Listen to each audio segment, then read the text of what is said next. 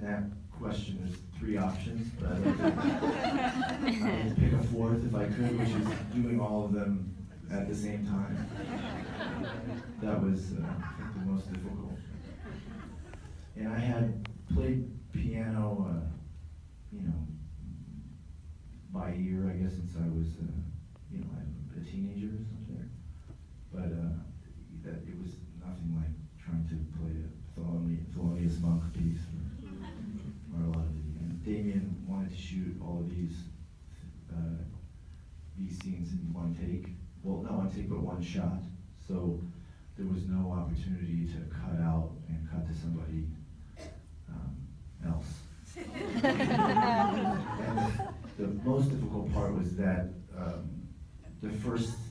the scene where she and I meet in the club where I'm playing the love theme of the film.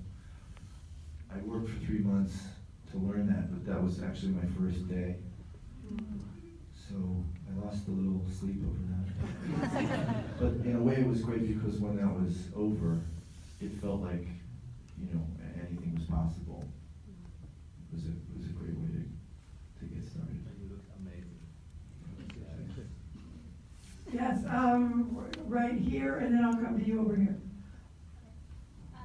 In this movie, LA is such a character, and it feels like a love letter to LA. Was there a particular location that you guys filmed at that really kind of imbued that sense that you get in the film within you when you were performing?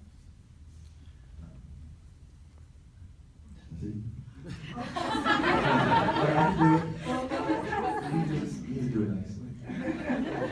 She was asking if there was a particular landmark, I believe, in LA that was the one that you responded to the most. So it was really a love letter to LA. We don't have to keep doing this. Can you all hear when people are talking? No, okay, you can. So it's good. It's a good thing. Yeah.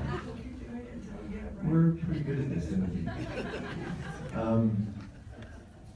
Particular location. One thing that was a real win was Angel's Flight, because I had lived around the corner from it for 5 years when I lived downtown a long time ago, and it was always closed, and we could never get on it, and so it was a big moment when we finally got to get on there. But also Watts Towers was really great. The bass player in my jazz band in the film is a woman named Nedra Wheeler. She's an incredible bass player, but she also is she's a teacher at the Watts Towers, and between every take she was really just advocating for that school and what they're doing there, and she's an incredible spokeswoman, so we kept saying, well, we should find some time to shoot there, and we did. It's beautiful, but also it kind of made its way into some of the set pieces in the film, and it just became an interesting landmark that you don't see very often. It's really unique. I think there was somebody over here had their hand up, yes. Yes, and then I'll come back to you, and then the person way in the back. For the opening sequence on I think it was the 110, we were sort of in disagreement. Were you really on the 110 when you stopped traffic to shoot that scene? Was he really on the 110, and was the traffic stopped to shoot the opening scene? Yes. I like it better when you do it, because you talk more and it's better. I disagree. I don't fight with you, but I think you're wrong about that. I like it when you talk too. Okay. Yes, over here. Yes. Way back. Okay, it's you. What was the most enjoyable part to you playing this character? What was the most enjoyable part of playing this character, Brian? Shooting in LA. Yeah. That's true. It's rare that you get to make a movie in LA and to make a movie about LA, but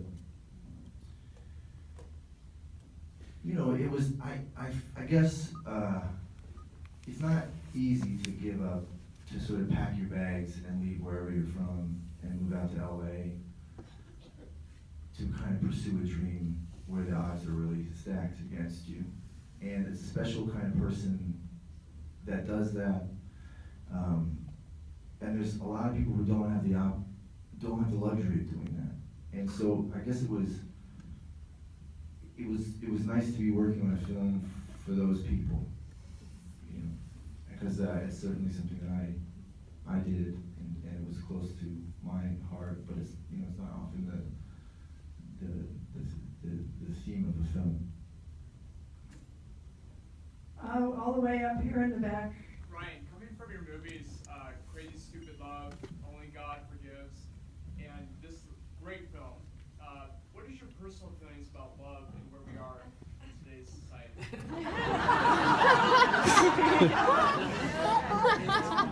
You have that radio show where you talk about that, right? I don't think there's any real need to hear my opinion about that. I'm not an expert on any one of those things, so I won't just be my opinion. But I thank you for asking me. Okay. Yes. But he's been wanting to ask for the beginning take. Oh, okay, you're very generous. Well, please. Ryan, I love your nuances with the getting startled and the Pichikaka thing. Did you just say Bishikaka to me on the way out? It was weird because I was standing outside while the movie was ending and people were walking out and then they had to face me. And I was like, I thought this must be weird, and you know, people were saying things or whatever, and then he just looked at me and he went, Pishikaka. Which I thought was, I appreciate that. So sorry, what was your question?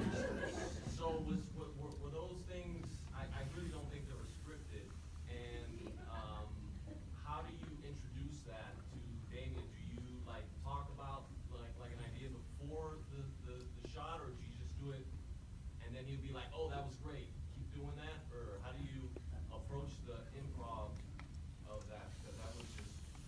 I'll let you take this. Okay. He was saying that several things that you did were impulse and not scripted in his opinion, and how do you approach your director with that? Do you surprise the director during the take, or do you have a conversation prior to doing it? Is that close? Okay. Well,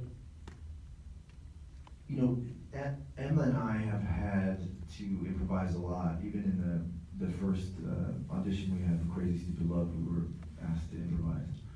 And we ended up improvising a lot in that film. And then it's just something that we, I don't know, have been asked to do a lot. So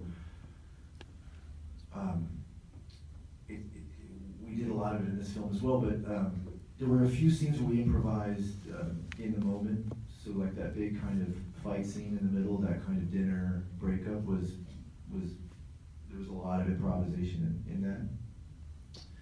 But then another thing we would do in pre-production is we would improvise for Damien, and he would just sit and kind of type it all down. And then he would go home and sort of cherry pick it and create a version of the scene with our improvisations that he felt like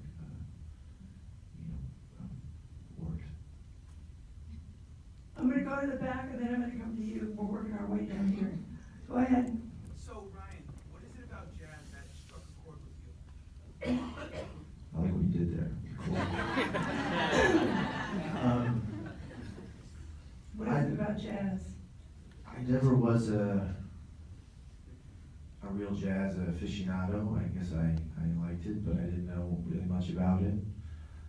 And I didn't really appreciate it until I saw this documentary by Ken Burns called Jazz, Yes, right. which is an incredible piece of work, and it was really helpful to me, in contextualizing it and helping me to understand, or try to understand it, So that documentary actually gave me a great appreciation for it. Right here.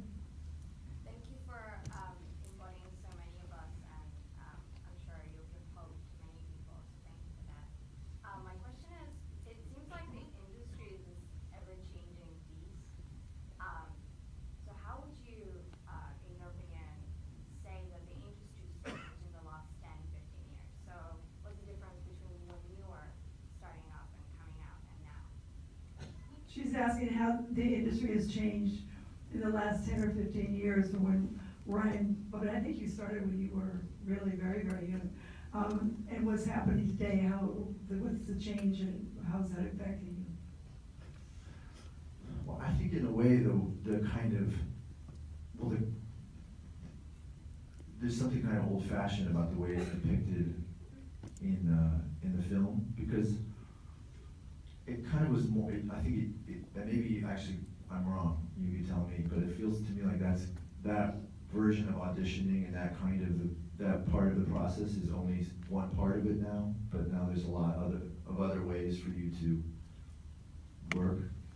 You can make things with your friends, you can put them on the internet, there's a lot of like independent festivals, it's just a lot more outlets. I mean, you can make a movie on your iPhone now if you wanted to, and I think that's the big difference. I think, in a way, I think it's exciting to be an actor now, because there's so many more ways for you to express yourself and to work. Whereas sort of when I started, it was just whatever you could get an audition for, and most of that was terrible. So you just felt terrible all the time. I don't know, I think opportunities, it seems. Okay, I can do one more question, and I guess it will be this gentleman up here in the very center. What about the guy that gave up? Oh, yes. Ryan. Well, let's ask two. The one guy gave up his question, so I think we should. No, You don't even have it, you don't get it. Okay. Yeah, he's bored. Now there's a lot of pressure on you. It's gonna be good. Fantastic film. Ryan, you mentioned that Umbrellas of Cherbourg was, I guess, one of the films that Damon used as a reference. And it seemed like there's so many just visual and thematic references back to that film. I'm just wondering how that affected the process, both for Damon and for you as a performer within it. Yours. How did Umbrellas affect the process of the film? It wasn't,